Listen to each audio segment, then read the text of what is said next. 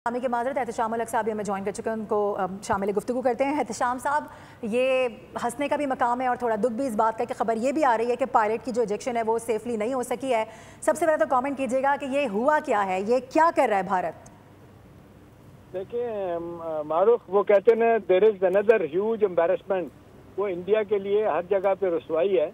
अब देखें जितनी रात दिन बढ़ के मार रहे हैं, जितनी आप देख लें एरोगेंस से गुफ्तगू करती है उनकी पॉलिटिकल और मिलिट्री लीडरशिप, और नतीजतन आपने देखा परसों क्या हुआ था। उनका जहाज जो है ना, वो तस्वीरें लगी हुई थी कि जहाज जो है ना वो लीक कर गया उनका, और जिस तरीके से लोगों ने देखा कि वो ऐसे ही है जैसे मोटरसाइकिल का अपना पेट्रोल लीक करे या पानी लीक करना शुरू कर दे। तो वो उनकी जहाज़ों की एफिशिएंसी, वो इसलिए कहा जा रहा है कि उनके ज़्यादातर जहाज़ हों, ज़्यादातर उनके और अपना क्या कहते हैं वेपन्स हो, वो ऑब्सोलीट हो रहे हैं। और उनके आपने देखा कि एयर चीफ भी कह चुके हैं, आर्मी चीफ भी कह चुके हैं कि हमने जहाज बदलने हैं, हमने वेपन नए लेने हैं।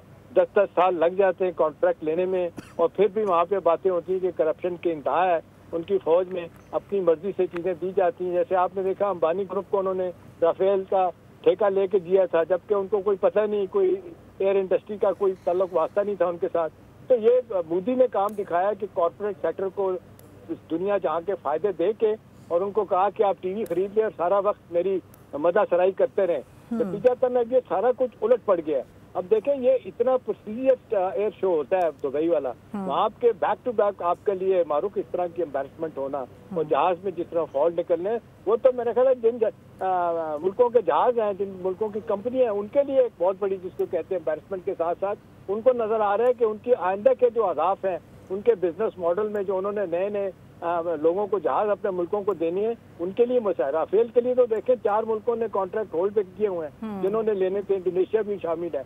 तो मेरा ख्याल है ये देखें जिस तरीके से इनके लिए उठते बैठते इनके अपने लोगों ने, अब जो है ना अच्छी बात हुई है, सारा वक्त हम पे खिंचाई करता था मीडिया उनका।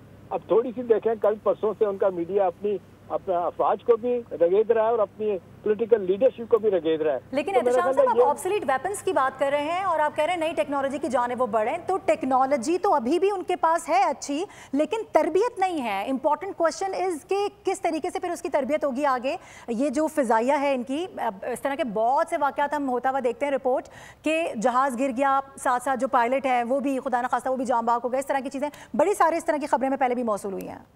देखिए, ये सिर्फ राफेल तैयारा है महापुर, जो आपने देखा मोदी साहब, जब आपको पता है 2019 में हमारा उनके साथ एनकाउंटर हुआ था, और जो उनका हमने पायलट भी पकड़ा था, और उस तक उन्होंने कहा था हमारे पास राफेल तैयारे नहीं है।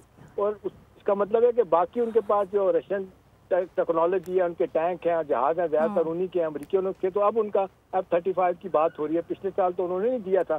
तो उस लिहाज से तो ये उनके पास 2-3 स्क्वाड्रन तो राफेल के आए हैं। लेकिन अब देखें ना, जो पुराने जहाज हैं, जो अब कहा जा रहा है कि इनके MiG-20 ना तरबियत प्रॉपर तरीके से हुई है, ना इनको चीजों को समझ आती है।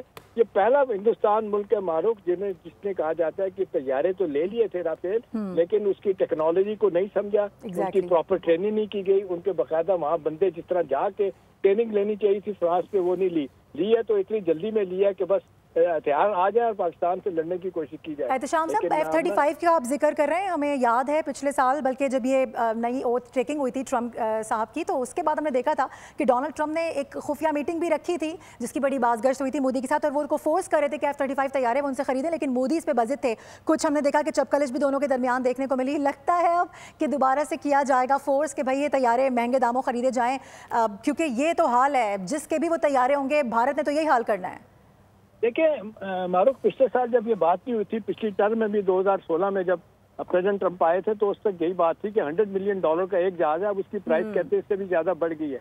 और वैसे भी F-35 देखें, वो सिर्फ उन्होंने इसराइल को दिए हुए हैं या अब सऊदी अरब को देने की बात हो रही है। हिंदुस्तान को जोश मोहब्बत में देने की कोशिश की जा रही थी, वहाँ अंदर ही उनकी मुखालफत हुई। वहाँ तो अब ज्यादा मसला ये हो गया है कि जब भी ये बिडिंग होती है या नए तैयारे लेने की बात होती है, तो वहाँ पे इतने ग्रुप्स, वेस्टेड ग्रुप आ जाते हैं कि जो चाह रहे होते हैं कि जी हमें कॉन्ट्रैक्ट मिले, हमें पैसा मिले, हमें किक बैक्स मिले। तो वो उसी चक्कर में जो है ना, आप देखें इंफीरियर क्वालिटी की चीजें आती हैं, या जो प्रोसेस मुकम्मल होने चाहिए ट्रेनिंग के और सारी टेक्नोलॉजी को हासिल करने के, वो नहीं हुए। तो नतीजतन आपने देखा कि कल परसों जो हुआ और आज जो हुआ, तो मेरा ख्याल है ये हिंदुस्तान तैयारी तो ले लेगा। आखिरी बात है कि वो जज्बा कहाँ से लाएगा लड़ने का, वो किधर से आएगा, लड़ने वाले लोग कहाँ से आएंगे।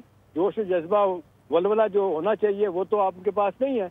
अभी तो वो कहते हैं ना कि बहुत ज्यादा उनकी अफवाज जो है ना डीमोरलाइज्ड है, और जितना दुनिया से क्रिटिसिज्म हो रहा है ये 4 दिन की लड़ाई के बाद, तो उनको समझ नहीं आ रही कि क्या किया जाए। ऊपर से इस तरह के तैयारों की जो बातें परसों, ठीक है, एहतिशाम साहब हमारे साथ ही मौजूद रहिएगा।